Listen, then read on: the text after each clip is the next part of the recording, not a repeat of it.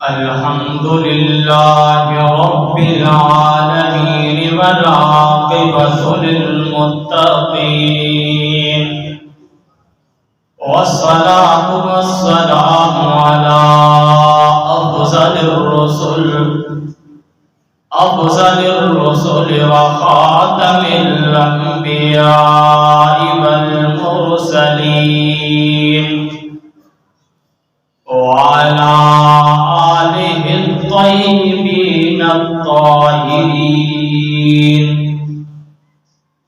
لا سيما على الخلفاء الراشدين المهديين ولعنة الله على أعدائهم الرافضين الكافرين المرتدين إلى يوم الدين ونشهد أن لا إله إلا الله وحده لا شريك له ونشهد أن محمدا عبده ورسوله أما بعد فأعوذ بالله السميع العليم من الشيطان اللعين الرجيم بسم الله الرحمن الرحيم يا بني إسرائيل اذكروا نعمتي التي أنعمت عليكم وأني فضلتكم على العالمين وقال الله تبارك وتعالى في شأن حبيبه إن الله وملائكته يصلون على النبي يا أيها الذين آمنوا صلوا عليه وسلموا تسلیما۔ باوا سے بلند آمنہ کے لال نبی، محبوب ذوالجلال نبی، سرور کائنات نبی، امام الانبیاء حضرت محمد مصطفیٰ احمد مصطفیٰ صلی اللہ علیہ وسلم کے دربار کے اندر نظرانہ درود شریف پیش کریں۔ اللہم صلی وسلم عدد کل معلوم لک دائما ابدا ابدا۔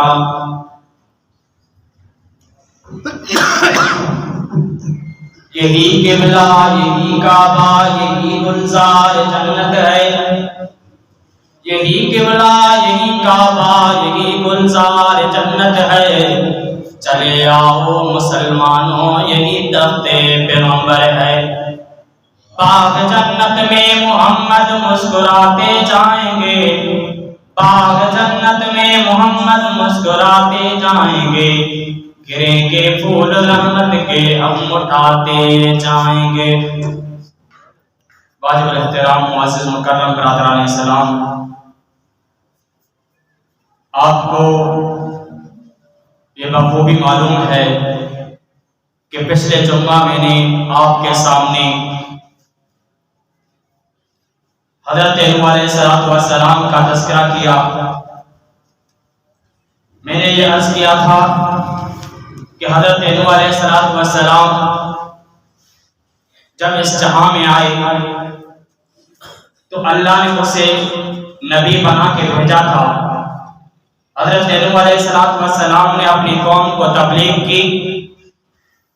وہ عرصہ چھوٹا عرصہ نہیں تھا، 950 سالہ تبلیغ حضرت نوح علیہ السلام نے کی۔ پھر جو مسلمان ہوئے، جو ایمان لائے، وہ لوگ کتنے تھے؟ امام اعزاز علی رحمت اللہ علیہ جو دارالعلوم دیوبند کے ناظم اعلیٰ تھے، انہوں نے اپنی کتاب نفحۃ العرب میں لکھا ہے کہ وہ 40 لوگ تھے جنہوں نے حضرت نوح علیہ السلام پہ کلمہ پڑھا۔ حضرت نوح علیہ السلام کی قوم پر جب اللہ نے عذاب بھیجا، عذاب کے بعد اس زمین پر جتنے لوگ تھے جو ایمان نہ لائے تھے، جو اسلام میں داخل نہ ہوئے تھے، جنہوں نے حضرت نوح علیہ السلام پہ کلمہ نہیں پڑھا تھا، وہ سارے کے سارے ہلاک ہو گئے، غرق ہو گئے، حتیٰ کہ حضرت نوح علیہ السلام کا بیٹا بھی اس میں غرق ہو کے تباہ ہو کے ختم ہو گیا۔ پھر جو 40 لوگ بچے تھے ان میں بھی ایک بیماری لاحق ہوئی جس کو عربی میں طاعون کہتے ہیں۔ جس طرح ہمارے ہاں 2 سال پہلے وائرس کی بیماری آئی تھی، کرونا کی بیماری آئی تھی، وہ بیماری بھی اسی طرح تھی، اور پھر وہ 40 لوگ، ان میں سے بھی کچھ عورتیں بچی، باقی جو لوگ تھے وہ سارے کے سارے ہلاک ہو گئے۔ پھر حضرت نوح علیہ السلام کی اولاد میں سے 3 بیٹے ہوئے، پھر 3 بیٹوں میں سے یہ سلسلہ شروع ہوا۔ انبیاء کا سلسلہ اللہ رب العزت نے یہی ملتا ہے کہ حضرت آدم علیہ السلام سے لے کے حضرت نوح علیہ السلام تک انبیاء کا سلسلہ یہ تو آپ کو کتابوں میں ملے گا، یہ تو آپ کو تاریخ کی کتابوں میں ملے گا، لیکن یہ تسلسل آپ کو یہ نہیں ملے گا کہ کون نبی پہلے آیا کون نبی بعد میں آیا۔ ہاں کوئی کتاب ہو جس نے یہ لکھا ہو، لیکن تحقیق اسی بنیاد پر ہے کہ حضرت نوح علیہ السلام تک جو انبیاء کا سلسلہ تھا وہ تو تسلسل سے تھا، لیکن حضرت ابراہیم علیہ نبینا کے بعد پھر انبیاء کا سلسلہ تسلسل سے جاری رہا۔ پھر حضرت ابراہیم علیہ نبینا کے 2 بیٹے تھے۔ حضرت ابراہیم علیہ السلام کی 2 بیویاں، ایک کا نام بی بی سارہ تھا اور ایک کا نام بی بی ہاجرہ تھا۔ پھر ان 2 بیویوں میں سے حضرت ابراہیم علیہ السلام کے 2 بیٹے پیدا ہوئے، ایک حضرت اسماعیل علیہ السلام، ایک حضرت اسحاق علیہ السلام۔ ایک حضرت اسماعیل علیہ السلام، ایک حضرت اسحاق علیہ السلام۔ انبیاء کا سلسلہ پھر یہ شروع ہوا۔ حضرت اسماعیل علیہ السلام سے آمنہ کے لال نبی، محبوب ذوالجلال نبی، سرور کائنات نبی، امام الانبیاء، سرتاج الانبیاء، خطیب الانبیاء، حضرت محبوب مصطفیٰ صلی اللہ علیہ وسلم کی یہ بعثت ہوئی ہے، وہ حضرت اسماعیل علیہ نبی کے اولاد میں سے ہیں۔ پھر حضرت اسحاق میں سے حضرت یعقوب علیہ السلام کی ولادت ہوئی۔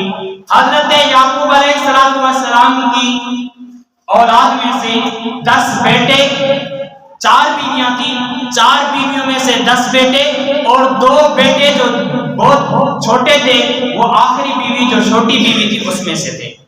ایک کا نام حضرت یوسف علیہ نبینا اور ایک کا نام حضرت بنیامین تھا۔ پھر یہ بنی اسرائیل جو ہے، اسرائیل حضرت یعقوب علیہ نبینا کا لقب ہے، چونکہ حضرت ابراہیم علیہ السلام کے دور میں 2 زبانیں استعمال ہوا کرتی تھی، ایک عربی تھی، ایک عبرانی بولی تھی۔ جو لوگ تکلم کرتے تھے یا تو عربی میں کرتے تھے یا عبرانی میں کرتے تھے۔ پھر یا تو محققین نے یہ لکھا ہے یہ 2 جو زبانیں ہیں، ایک عربی دوسری عبرانی، یہ یا تو ایک دوسرے میں سے نکلی ہیں یا پھر یہ 2 الگ زبانیں تھیں، اس سے پھر ایک جو زبان نکلی ہے وہ عربی ہے۔ یہ محققین نے تحقیق کی ہے، لیکن بہرحال عبرانی زبان کا لفظ ہے عید اور عربی زبان کا لفظ ہے سرا۔ سرا کہتے ہیں ایک کٹمب کو، خاندان کو، ایک خاندان کو۔ پھر بنی یہ ابن میں سے ہے، ابن کی معنی ہے بیٹا، ابن کی معنی ہے بیٹا۔ پھر کبھی وہ نسبت کی وجہ سے یاد کی جاتی ہے، بن بھی بن جاتا ہے اور ابن بھی بن جاتا ہے۔ پھر اس کی اضافت اگر کسی اور جملے کی طرف ہو یا کسی اور لفظ کی طرف ہو، جیسے بنی اسرائیل، اسرائیل کی اولاد، اسرائیل کی، اولاد. پھر حضرت یعقوب علیہ نبینا سے یہ جو سلسلہ ہوا یہ شروع ہوا حضرت یعقوب علیہ السلام سے.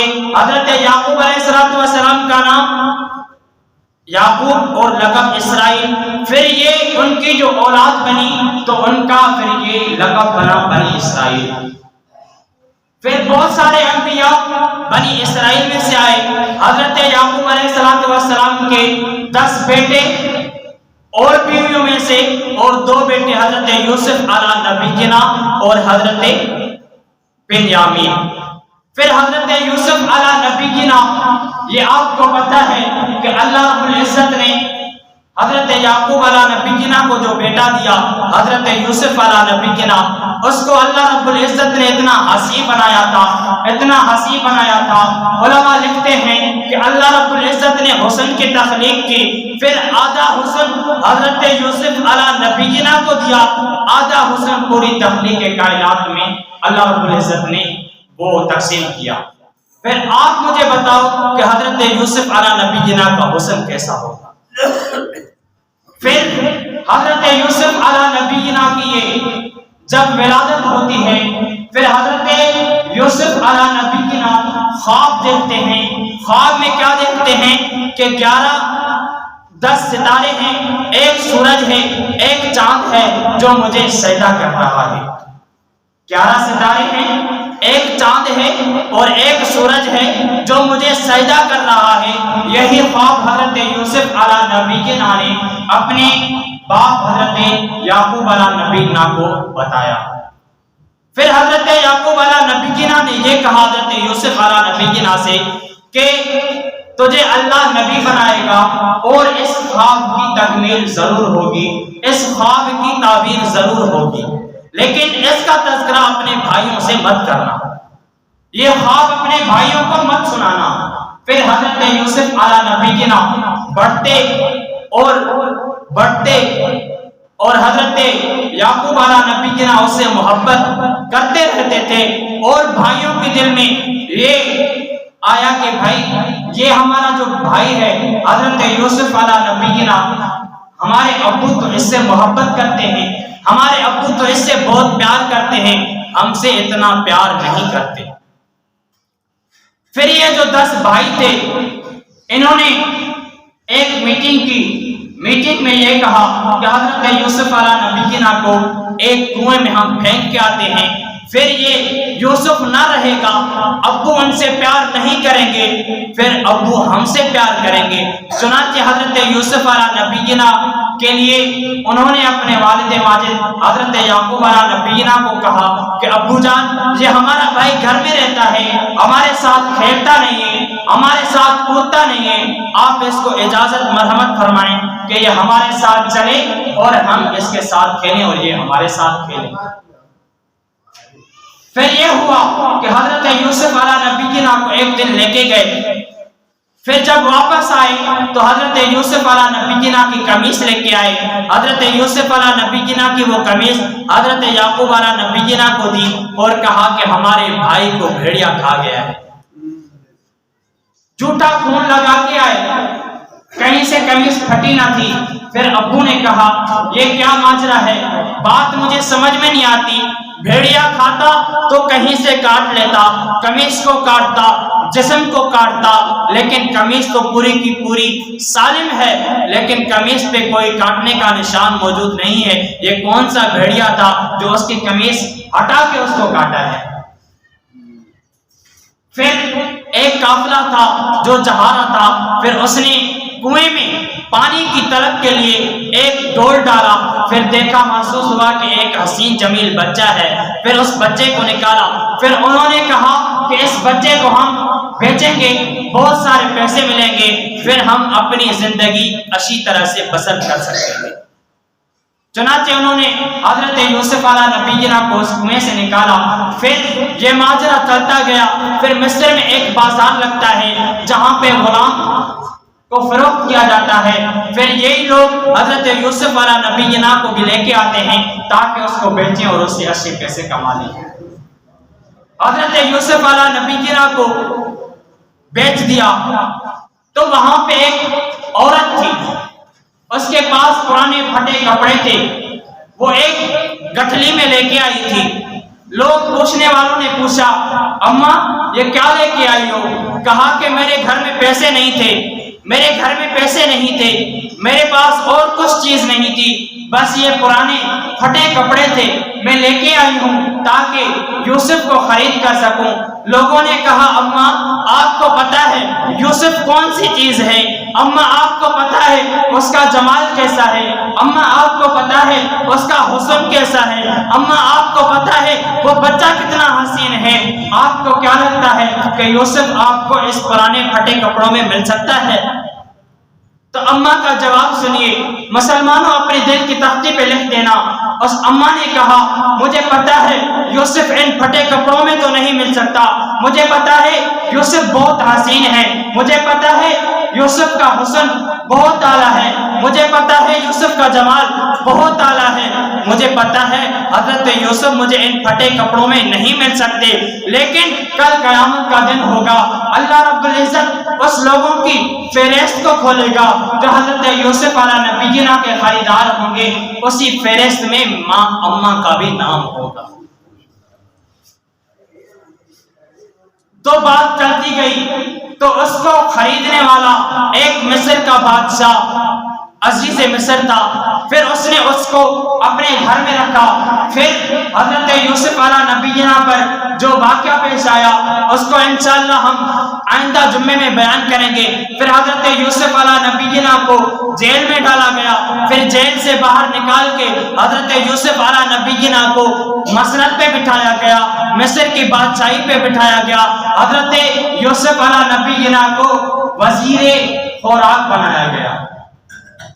پھر اللہ رب العزت نے حضرت یوسف علیہ نبینا کا وہ خواب بھی پائے تکمیل تک پہنچا دیا کہ اللہ رب العزت نے یہی کر دیا کہ ان کے والد ماجد بھی آئے، ان کی ماں بھی آئی، اور ان کے جو بھائی تھے وہ سارے بھائی بھی آئے، اور ان کی جو بابیاں تھی وہ بھی آئی۔ کتابوں میں لکھا ہے کہ وہ 90 لوگ تھے جو مصر میں آئے حضرت یوسف علیہ نبینا کے ہاں۔ پھر وہی ہوا کہ حضرت یوسف علیہ نبینا کو یہ دیکھ کر اعلیٰ مسند پہ حضرت یوسف علیہ نبینا کو دیکھ کر اسی وزارت پر حضرت یوسف علیہ نبینا کو دیکھ کر ایسی سلطنت پر تو ان بھائیوں نے بھی سجدہ کیا، اور اس کی ماں نے بھی سجدہ کیا، اور اس کے باپ حضرت یعقوب علیہ نبینا بھی سجدہ کیا۔ یہ سجدہ تعظیمی تھا جو پہلی امتوں میں جائز تھا، لیکن حضور علیہ السلام کی شریعت میں یہ سجدہ تعظیمی جائز نہیں ہے۔ پھر یہی لوگ تھے 90 جنہوں نے مصر میں آ کے قیام کیا۔ پھر حضرت یوسف علیہ نبینا کو اللہ رب العزت نے مصر کی بادشاہی دی۔ پھر یہ چلتا گیا، کتابوں میں لکھا ہے کہ حضرت یوسف علیہ نبینا کی جو وصال ہوئی وہ 40 سال کے بعد ہوئی۔ پھر حضرت یوسف علیہ نبینا کے وصال کے بعد یہی بنی اسرائیل جو تھے، میں نے آپ کو عرض کیا کہ یہ حضرت یعقوب علیہ نبینا کی اولاد میں سے تھے۔ پھر یہ 90 لوگ تھے جو مصر میں آئے تھے۔ پھر ایک تو ان کے پاس حکومت نہ رہی، پھر آتے آتے یہ کمزور ہوتے گئے، جب کمزور ہوتے گئے تو ان کا جو دین کی طرف رغبت ہونا تھا وہ راغب ہونا بھی کم ہوتا گیا، اور یہ دین سے پھرتے گئے، حتیٰ کہ یہ آج آپ کو معلوم ہے کہ اسرائیل جو فلسطین کے اندر ظلم کر رہے ہیں، یہ حقیقت کے اندر تو بنی اسرائیل حضرت یعقوب علیہ نبینا کی اولاد میں سے ہیں، لیکن ابھی ان کے پاس دین نہیں ہے، ابھی ان کے پاس مذہب نہیں ہے، ابھی ان کے پاس اسلام نہیں ہے، تبھی یہ مسلمانوں کے در پہ ہیں کہ ان کو ہم ختم کریں۔ ابھی یہ ان کے ساتھ دشمنی کرتے ہیں مسلمانوں کے ساتھ کہ ہم ان کو ختم کریں۔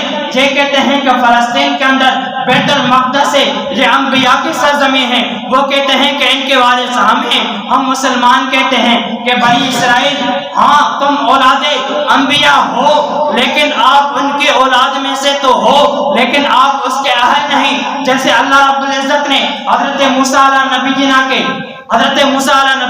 کو کہا ھذا لیس من اہلک، یہ تمہارا بیٹا تمہارے اہل میں سے نہیں ہے، اگر تمہارے اہل میں سے تب ہوتا جب یہ تمہارے اوپر کلمہ پڑھتا، تب تمہارے اہل میں سے ہوتا، اب آپ بھی دائرہ اسلام سے خارج ہیں، آپ بھی ان کے اوپر کلمہ نہیں پڑھ رہے ہیں، تب بھی آپ ان کے اہل میں سے نہیں ہیں۔ یہ بیت المقدس آپ کا نہیں ہے، یہ بیت المقدس مسلمانوں کا ہے۔ پھر یہ آپ نے دیکھا یہ اسرائیلی مسلمانوں پہ کتنا ظلم کر رہے ہیں۔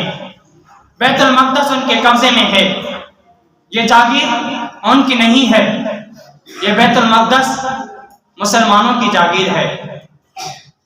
امام الانبیاء سرتاج الانبیاء حضرت محبوب مصطفیٰ صلی اللہ علیہ وسلم کو جب اللہ نے نبوت عطا کی تو اللہ رب العزت نے یہی حکم کیا تھا کہ آپ کو نماز پڑھنی ہے تو بیت المقدس کی طرف منہ کر کے آپ نماز پڑھیں۔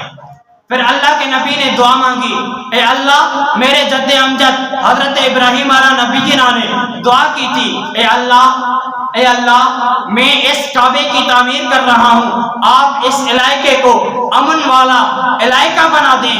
اور اللہ رب العزت کے محبوب نبی نے یہی دعا کی تھی، اے اللہ مجھے جو کعبہ چاہیے، قبلہ چاہیے، وہ بیت اللہ چاہیے۔ پھر اللہ رب العزت نے حضور علیہ نبی جنا کو حکم کیا تھا نماز کے اندر، پھر قبلہ کا رخ چینج ہوا، بیت المقدس سے بیت اللہ کی طرف ہو گیا۔ تو پھر آج بھی یہ ملکیت جو ہے بیت المقدس مسلمانوں کی ہے، اسرائیلیوں کی نہیں ہے۔ آج جو یہ ظلم کر رہے ہیں اسرائیلی فلسطینیوں پر، چھوٹے چھوٹے معصوم بچے ہیں، بوڑھے ہیں، عورتیں ہیں۔ آج آپ دیکھو میڈیا کا دور ہے، فیس بک پر، یوٹیوب پر دیکھو کتنا ان کے ساتھ ظلم ہوا ہے۔ معصوم بچے ہیں یار، کم سے کم اتنا تو احساس کر لیتے، معصوم بچوں کی جانیں تو آپ نہ لیتے۔ ظلم کی انتہا ہے۔ آپ دیکھو اگر کسی گھر کے افراد ایک شہید ہوتا ہے، دو شہید ہوتے ہیں، یا کسی جھگڑے میں قتل کیے جاتے ہیں، ان کے گھر پر کتنا ماتم ہوتا ہے، کتنا دکھ ہوتا ہے، کتنا افسوس ہوتا ہے۔ لیکن آج افسوس اس بات پر ہے مسلمانوں پر کہ ہمارے مسلمان اتنے قتل ہو رہے ہیں، بچے، بوڑھے، عورتیں، نوجوان۔ کل میں نے دیکھا انہوں نے اپنی ہاتھوں میں اتنے بڑے بڑے پرچے لیے ہوئے تھے، وہ پرچے کس کے تھے؟ میں آپ کو بتاؤں، قسم خدا کی انسان کو رونا آ جاتا ہے۔ انہوں نے اپنے اس کاغذ میں جو نام لکھے تھے وہ اپنے گھر کے شہداء کے نام لکھے تھے۔ قسم خدا کی آنکھ اٹھاؤ، یوں پڑھتے جاؤ، یوں پڑھتے جاؤ، نام ختم نہیں ہوتے۔ لیکن افسوس ہے اس مسلمانیت پر، افسوس ہے ان مسلمان حکمرانوں پر کہ آج بھی وہ ان کی مدد نہیں کرتے۔ اسرائیل کہ ہاں امریکہ کا ایک وزیر آیا ہے، اس نے کہا ہے کہ آپ جتنا ظلم کر سکتے ہیں فلسطین پر ظلم کرو، ہم آپ کے ساتھ ہیں، ہم آپ کی مدد کریں گے، ہم آپ کی مدد کریں گے۔ آپ کو پتہ ہے آمنہ کے لال نبی، محبوب ذوالجلال نبی حضرت محبوب مصطفیٰ صلی اللہ علیہ وسلم نے فرمایا الکفر ملت واحدہ، کفر جو ہے وہ ایک ملت ہے۔ پھر وہ نہیں دیکھتا یہ امریکی ہے، وہ نہیں دیکھتا یہ فلسطین، یہ اسرائیلی ہے، وہ نہیں دیکھتا یہ کہاں کا کافر ہے، بس کافر ہے نا، پھر ہم اس کو اپنا اتحادی بنا لیتے ہیں۔ لیکن تمہیں اور ہمیں فخر کرنا چاہیے ایک بات پر، وہ بات کیا ہے کہ اللہ رب العزت نے انبیاء کا وارث بنا ہے علماء کو، انبیاء کا وارث بنایا ہے علماء کو۔ علماء کی جو قیادت کر رہے ہیں وہ اس پاکستان میں قائد جمعیت بطل حریت مولانا فضل الرحمان دامت برکاتہم العالیہ کر رہے ہیں۔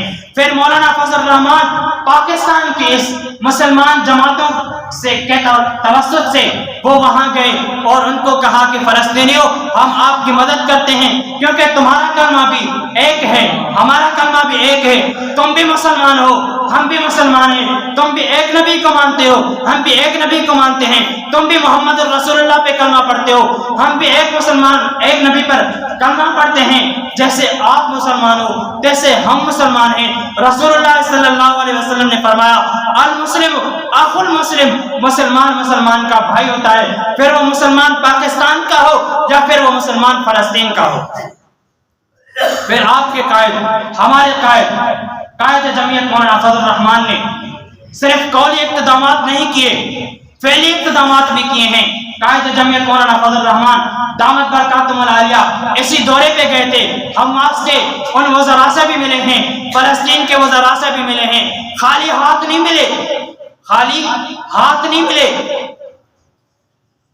1 ارب 76 کروڑ 1 ارب 76 کروڑ کی رقم مولانا فضل الرحمان دامت برکاتہم العالیہ نے ان کو عطا کی ہے کہ بھائی آپ اس سے اپنی جو جائز حاجتیں ہیں وہ پوری کریں. اور قائد جمعیت مولانا فضل الرحمان نے اپنی جماعت کو یہ حکم کیا ہے کہ اپنے اپنے صوبے میں سے مجھے 5 کروڑ چاہیے.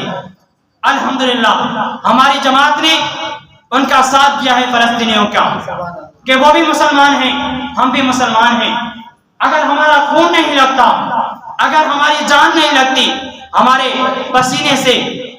پسینے سے کمایا ہوا اگر 1 روپیہ بھی ان کے ہاں پہنچ جائے اور ان کی ضرورت کو پورا کیا جائے, کل قیامت والے دن اللہ رب العزت بھی ہمیں اس بوڑھیا کی طرح سارے فہرست اگر کھولیں گے کہ فلسطینیوں کی مدد کس کس نے کی تھی, کہ شاید کہ ہمارا نام بھی اس میں آ جائے. پھر ہمارے اس تالکے کے روڑی تالکے کے رہنما ہیں, آپ ان کو جانتے ہیں. ہمارے اس پڑوس کے قاری صاحب ہیں, قاری عبدالستار شیخ صاحب, انہوں نے مجھے صبح بتایا کہ ہمارے اس تالکے نے جمعیت علماء اسلام کے اس تالکے نے روڑی نے 28 لاکھ جمع کروا دیے ہیں, 28 لاکھ جمع کروا دیے ہیں. اور ہمارے لوگوں کے ایک رہنما ہیں مولانا قاری عبدالغفار صاحب, انہوں نے کہا ہے کہ ہمیں اور بھی امید ہے کہ 5 سے 8 لاکھ تک ہمیں اور بھی انشاءاللہ مل جائیں گے اور ہم وہ بھی فلسطین تک پہنچا دیں گے. اور آپ سے میں یہ التماس کرتا ہوں کہ نماز کے بعد ہمارے ایک ساتھی باہر بیٹھیں گے, پھر یہ فلسطین کا چندہ ہوگا, آپ بھی اس میں تعاون کریں. کل قیامت کے والے دن حوض کوثر پہ رسول اللہ صلی اللہ علیہ وسلم آپ کو اور ہمیں اسی نسبت سے حوض کوثر پلائیں گے, اور کل قیامت والے دن اسی نسبت رسول اللہ صلی اللہ علیہ وسلم ہمیں سفارش کریں گے کہ یہ میرے امتی ہیں.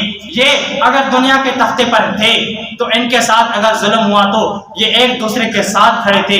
رسول اللہ صلی اللہ علیہ وسلم کل قیامت والے دن تمہیں اور ہمیں اس حوض کوثر سے جام بھی بنائیں اور شفاعت بھی کریں, تو پھر یہ آپ کے لیے اور ہمارے لیے اس سے بڑھ کر اور کوئی چیز نہیں ہے. تو اس کے لیے سارے تیار ہیں.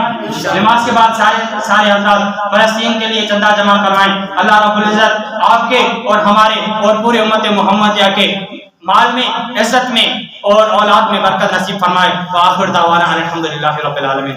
ربنا آتنا